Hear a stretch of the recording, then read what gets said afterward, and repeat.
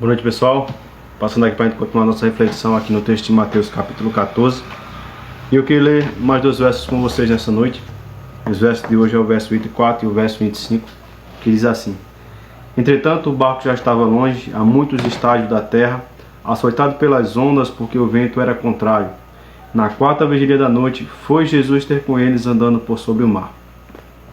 Eu queria destacar alguns pontos com vocês nessa noite, para a gente refletir nesses dois versos. O primeiro ponto é o tempo que os discípulos passaram para fazer essa travessia de uma margem a outra do Mar da Galileia. Na verdade, esse Mar da Galileia não era um mar, é um grande lago, com cerca de 13 quilômetros de largura e 21 quilômetros de comprimento, que recebeu o nome de Mar da Galileia. Num dia normal, essa travessia se dava com no máximo 2 horas, de 2 a 3 horas no máximo. Mas nessa ocasião específica, os discípulos já estavam lutando contra o mar para fazer essa travessia por cerca de 9 horas. O texto bíblico fala que só na quarta vigília da noite foi Jesus ter com eles andando por sobre o mar. Por que tanto tempo lutando para conseguir fazer uma travessia que durava tão pouco tempo? A Bíblia fala que eles lutaram por 9 horas contra uma tempestade. A maioria dos discípulos de Cristo eram pescadores, homens experientes com o mar. Mas eles não alcançaram o seu objetivo de chegar à outra margem porque eles lutaram com suas próprias forças, com os seus próprios méritos, com os seus próprios esforços, a sua experiência de pescadores. E aqui a gente pode extrair a nossa primeira lição. Enquanto tentarmos vencer as lutas da nossa vida com nossas próprias forças, jamais conseguiremos. Enquanto estivermos tentando vencer as dificuldades que sobrevêm sobre a nossa vida com nossos próprios méritos, com os nossos próprios meios, jamais venceremos. Só Cristo tem a vitória que eu e você precisa. Só em Cristo obteremos a vitória que tanto almejamos. Cristo é aquele que nos capacita a vencer. Nele está a nossa vitória. O interessante é que na quarta vigília da noite Jesus chegou. A quarta vigília se dava no máximo de mais ou menos de 3 da manhã e 6 da manhã, porque os judeus dividiam a noite em 4 vigílias, de 6 da noite às 9, das 9 às 12, das 12 às 3 e das 3 às 6. Então Jesus chegou por volta das 3 da manhã, sendo que os discípulos tinham embarcado por volta das 6 da tarde. E aqui a gente pode extrair a nossa segunda lição.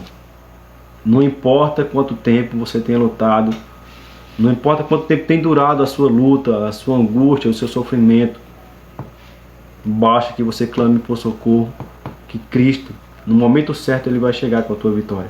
Ele só está esperando você declarar assim: Senhor, com meus próprios méritos eu não consigo vencer. Pelos meus próprios meios eu jamais obterei a vitória. O interessante é a forma como Jesus chega até os seus discípulos. Ele chega andando por sobre o mar.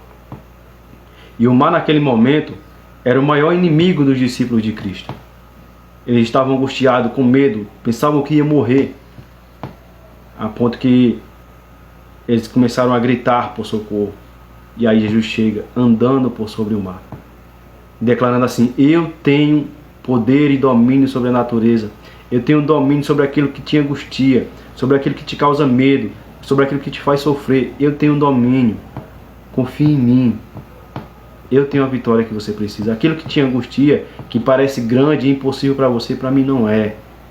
A Bíblia fala que para Deus não há impossível. Aquilo que é impossível para o homem, para Deus é possível, porque Ele é o Deus do impossível. Há um verso, um ditado que diz assim: não diga para Deus o tamanho do seu problema, mas diga para o seu problema o tamanho do seu Deus. E eu queria concluir essa reflexão com esse pensamento. Não diga para Deus o tamanho do seu problema, diga para o seu problema o tamanho do seu Deus. Cristo tem a vitória que você precisa. Clame por socorro. No momento certo Ele vai chegar com a vitória. Então somente confie e descanse em Cristo.